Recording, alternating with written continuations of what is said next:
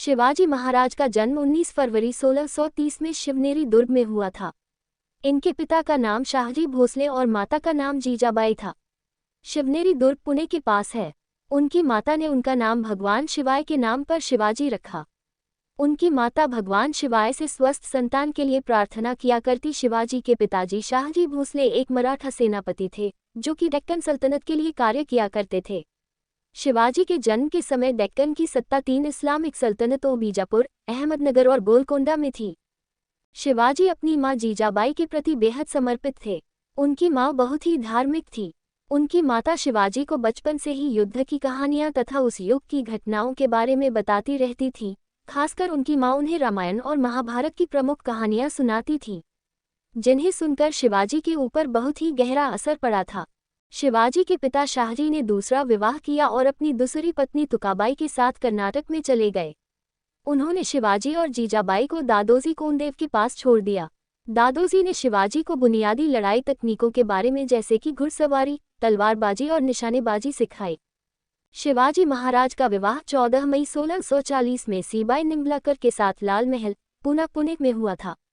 वर्ष 1645 में 15 वर्ष की आयु में शिवाजी ने आदिल शाह सेना को आक्रमण की सूचना दिए बिना हमला कर तोरना किला विजयी कर लिया। आदिल शाही सेना ने उनके पिता को बंदी बना लिया। फिरंगी नरसला ने शिवाजी की स्वामी भक्ति स्वीकार कर ली और शिवाजी ने कोंडाना के किले पर कब्जा कर लिया। कुछ तथ्य बताते हैं कि शाहजी को 1649 में इस शर्त पर रिहा कर दिया गया कि शिवाजी और संभाजी कोंडाना का किला छोड़ देंगे, लेकिन कुछ तथ्य शाहजी को 1653 से 1655 तक कारावास में बताते हैं।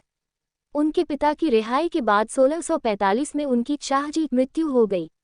पिता की मृत्यु के बाद शिवाजी ने आक्रमण करते हुए फिर से 1656 में पड़ोसी मराठा मुखिया से जावली का साम्राज्य हथिया लिया। वर्ष 1659 में आदिल शाह ने अपने सबसे बहादुर सेनापति अफजल खान को शिवाजी को मारने के लिए भेजा। शिवाजी और अफजल खान 10 नवंबर 1659 को प्रतापगढ़ के किले के पास एक झोपड़ी में मिले। दोनों के बीच एक शर्त रखी गई कि वो दोनों अपने साथ केवल एक ही तलवार लाए गए। शिवाजी को अफजल खान पर भरोसा नहीं था और इसलिए शिवाजी ने अपने कपड़ों के नीचे कवच डाला और अपनी दाई भुजा पर बाघ नख टाइगर्स क्लॉथ रखा और अफजल खान से मिलने चले गए। अफजल खान ने शिवाजी के ऊपर वार किया, लेकिन अपने कवच की वजह से वह बच गए और फिर शिवाजी ने अपने बाघ नख टाइगर्स क्लॉथ से अफजल खान पर हमला कर दिया। हमला इतना घातक था कि अफजल खान बुरी तरह से घायल हो गया और उसकी मृत्यु हो गई। इसके बाद शिवाजी के सैनिकों ने बीजापुर पर आक्रमण कर दिया। 10 नवंबर 1659 को प्रतापगढ़ का युद्ध हुआ, जिसमें शिवाजी की सेना ने बीजापुर की सल्तनत की सेना को हरा दिया। मुगलों के शासक औरंगजेब का ध्यान उत्तर भारत के बाद दक्षिण भारत की तरफ गया। उसे शिवाजी के बारे में पहले से ही मालूम था। औरंगजेब ने दक्षिण भारत में अपने मामा शाइस्ता खान को सूबेदार बना दिया था। शाइस्ता खान अपने 150,000 सैनिकों को लेकर पुणे पहुंच गया और उसने वहां लूटपाट शुरू कर दी। शिवाजी ने अपने 350 मावलों के साथ उन पर हमला कर दिया था।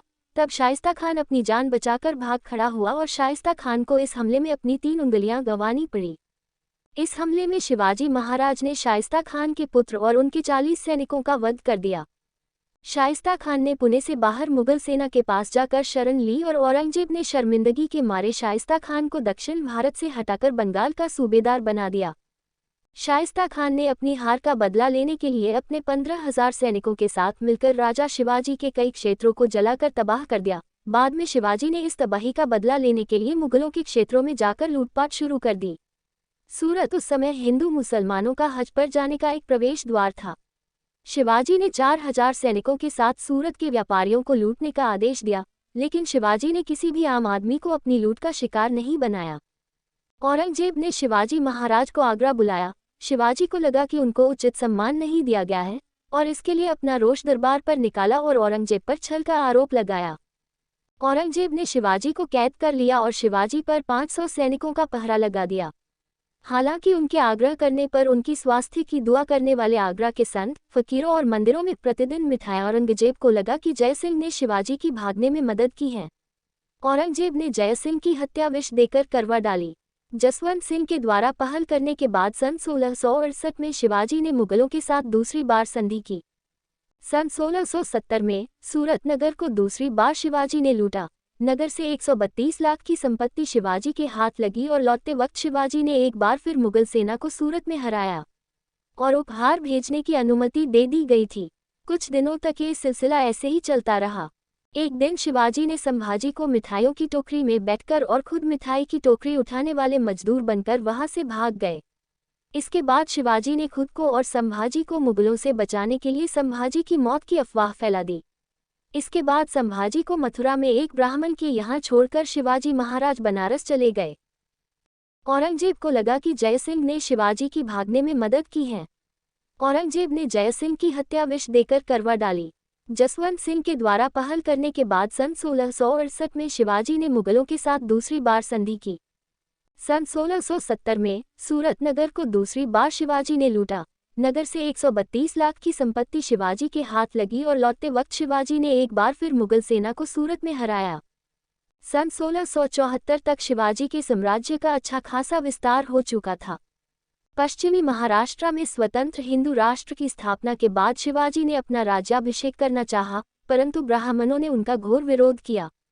क्योंकि शिवाजी क्षत्रिय नहीं थे, उन्होंने कहा कि क्षत्रियता का प्रमाण लाओ तभी वह राज्याभिषेक करेगा।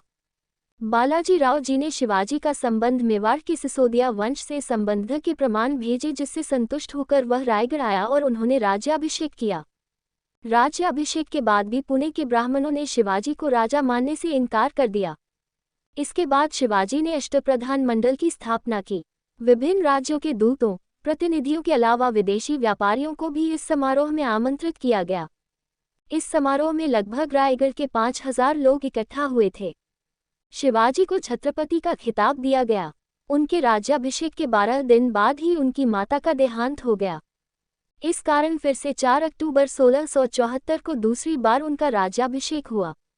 2 बार हुए इस समारोह में लगभग 50 लाख रुपए खर्च हुए। इस समारोह में हिंदू स्वराज की स्थापना का उद्घोष किया गया था। शिवाजी के परिवार में संस्कृत का ज्ञान अच्छा था और संस्कृत भाषा को बढ़ावा दिया गया था। शिवाजी ने इसी परंपरा को आगे बढ़ाते हुए अपने किलों के नाम संस्कृत में रखे, जैसे कि सिंधुदुर्ग, प्रचंडगढ़ तथा सुवर्णदुर्ग। उनके राजपुरोहित केशव पंडित स्वन्य एक संस्कृत के कवि तथा शास्त्री थे। उन्होंने दरबार के कई पुराने कायदों को पुनर्जीवित किया एवं शासकीय कार्यों में मराठी तथा संस्कृत भाषा के प्रयोग को बढ़ावा दिया। शिवाजी एक कट्टर हिंदू थे, वह सभी धर्मों का सम्मान करते थे। उनके राज्य में मुसलमानों को धार्मिक स्वतंत्रता थी।